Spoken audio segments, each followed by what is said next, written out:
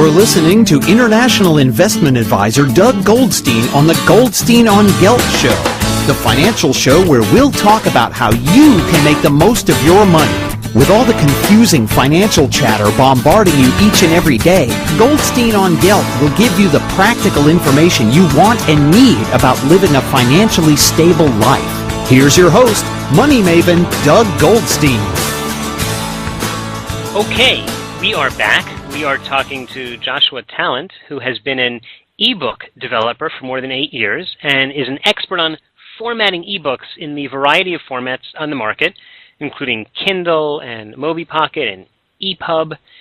He has a book, his book called Kindle Formatting, The Complete Guide, has been praised as the most helpful and thorough explanation of the detailed process involved in developing ebooks for the Amazon Kindle. Ebook Architects, his ebook conversion and consulting business, which provides services to both publishers and authors, is how he reaches out to the public. Joshua resides in Austin, Texas, with his wife and 2 daughters, and he can be found online at www.ebookarchitects.com. Anyway, Joshua, I would like to welcome you to the show. Thank you. Pleasure to be here. Thanks. Listen, the first question I have just for our general audience is general in nature. What is an ebook? Is it just any book that's not on paper? You know, an ebook is actually a really good question, because an ebook to most people means the digital form of a print book. And in most cases, that's exactly what it is. It's some sort of digital representation, and there are different types of formats and different types of devices that you can read ebooks on, everything from a cell phone up to, you know, an iPad or a Kindle or any of these other devices that are out there. But in a lot of ways, an ebook is even more than that, because in the digital media, you're not limited to the printed page. In a lot of ways, there are things you can do that are a lot better. You can add video and audio. You can do a lot more intensive kind of interactivity with the reader, and you can also break up a book. A lot of times, it's good to take a book, say a nonfiction title that has chapters written by different authors. You can break those up into individual ebooks of their own. And so you're not limited to the same restrictions that you have with a print book. But in general, it is essentially the same thing as it's just the digital representation of that print book. Okay. We've certainly seen in the press that the big publishing companies, frankly, seem to be against ebooks. Yet we see the growth in the ebook market. Are ebook publishers eventually going to surpass traditional publishers? And are there any ebook companies that we should be looking at now in terms of investing in them? You know, the ebook market right now is less than 10% of the total publishing market. But as the publishing market kind of, you know, retracts a little bit, they're having some financial difficulties, as just about everybody knows. You know, ebooks are in some ways a savior of the publishing industry, and in other ways, you know, the publishing industry is very scared of them. The big reason they're scared is because they don't want to lose print sales as a result of people going digital. Especially since digital books are usually going to sell for a smaller price point. So you know, there's this balance of power between volume and price, and it's a really big deal for the publishers not to lose that volume or that price. I think over the next 5 or 10 years, probably the next 5 years especially, we'll see even bigger growth in the ebook market. I fully expect it to reach up to 50% of the print market in sales. Just because as people become more digital in their lifestyle, they're carrying around smaller, the phone that I'm talking to you on right now has more processing power than my brother's first computer, you know, when we were growing up. And, you know, it's amazing how the technology continues to increase. And as we carry around these little devices with us everywhere, it's easier to read on them in small bits and spurts. And that's going to change the way people read content. It's going to change the way people read books, and it's going to change the publishing industry. It's kind of interesting. You look at how the publishing industry is right now. A lot of the big publishers are moving toward the big blockbuster model that you see in Hollywood as well, where they're only going to publish the big print books that they know are going to make a lot of money, and they may release some other titles, but they're mostly focusing on tried and true authors and tried and true content. You know, I would think that so much of the cost of book publishing is actually publishing the book, printing it, and distributing it, which is a huge hassle and expense. I would think that the big players would, in fact, want to use this technology because, once they lay it out and put it into some format, they can distribute, it's completely scalable, right? They can distribute it at any level. And, as they control a lot of the market, if they set the price, it's 100% margin once they've printed the first, or not printed the first ebook. So wouldn't I think the difference in margins is really kind of more nuanced than that in some ways, because with print on demand, a lot of publishers now are moving to a POD model, which allows them to not have to have a warehouse and not have to spend as much on the printing cost up front.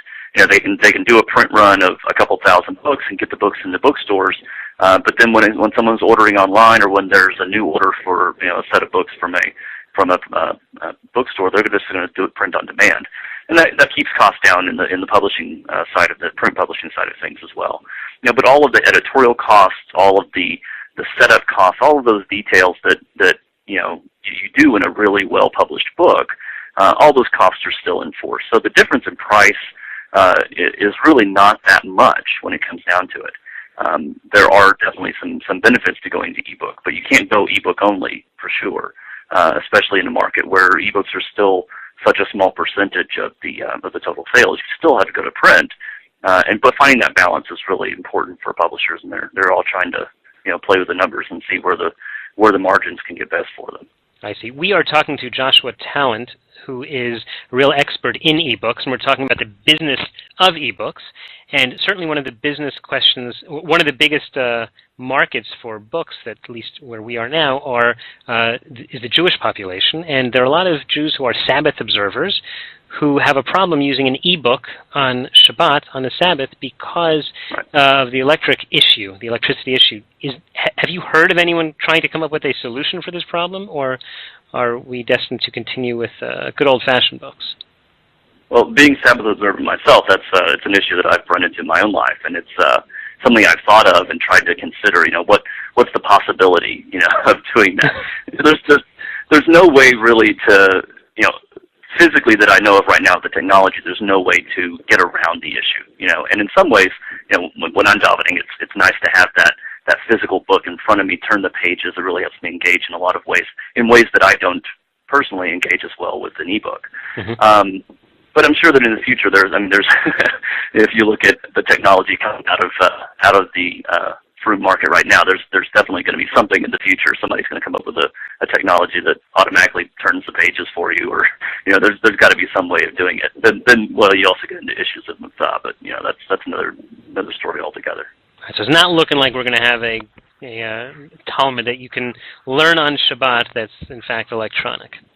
At least not in the near term. All right. One of the but on the other days of the week, I should point this out though, that electronic reading on the other days of the week is going to be really good, and in the not too distant future, when there's better support for Hebrew comes, the ability to search through the Talmud texts and to search through the Torah and all those things, it's going to become a lot easier on these devices. And you already see with the CD versions of the Talmud that you can purchase.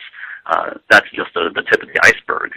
In the future, I think it'd be very helpful for Yeshivot to have a whole library of ebooks that they may not be able to purchase physically, but they can purchase them electronically and have them available in systems for the students to read and to study from. I think that's coming. I see. Yeah, I certainly see every day when my kids are going to school and their bag weighs literally as much as they do. Wouldn't it be nice if just everything was consolidated into an ebook? Of course, that doesn't solve the problem with them taking notes and writing. At this stage, the interface it's not a laptop. It's not. It's that we're looking at. I'm curious where we're leading with that to improve the whole school system. Well, it's really interesting. Here in the U.S., there's a school down in Florida that has decided to adopt Kindles for all of their high school students, all 2,100 of them. Oh, wow. And they're planning to do that next year, and that's a really big deal, because then what do you do about note taking? How do you take care of what about children who drop their device? They break their ebook reader, and so you have to have backup copies, and you have to have all these things taken care of. And with some of the devices like the Kindle, at least the Kindle has a keyboard that you can type on. Mm-hmm. And then with like the iPad, and tablet devices that are coming out in the future, it's touchscreen, so you could use a pen of some kind and do writing on the screen, or pull up a keyboard and type on the keyboard. So there are possibilities for that. But the real issue is the interface itself. It's not as much the functionality as it is just the way the software interfaces with you.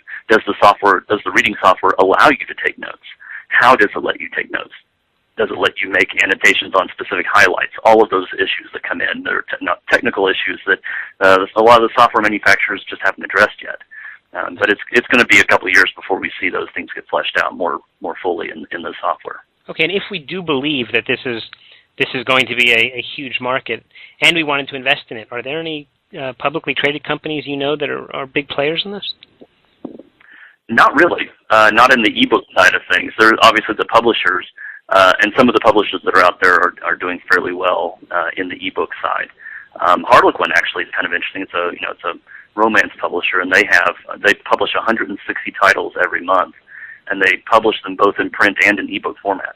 And do a big push both in both sides of the market. And so they're one of the leaders in the ebook side because they're pushing their content out at the same time and not making doing the windowing or the differences in production types. And so it's really interesting to see the companies like that. But there aren't any really big publicly traded companies in the ebook market yet. It's still kind of a nascent market. There's some companies based out of India that do conversion work for the big publishing houses, but none of them that I know of are publicly traded. Okay. Last question. Could you just tell our readers what do you do in the ebook world, and how can people reach you? I do ebook conversions for authors and publishers. We help basically anybody that has content they want to get into the ebook formats. We get the formats, the content converted over for them and give them back to them and help them get it up for sale.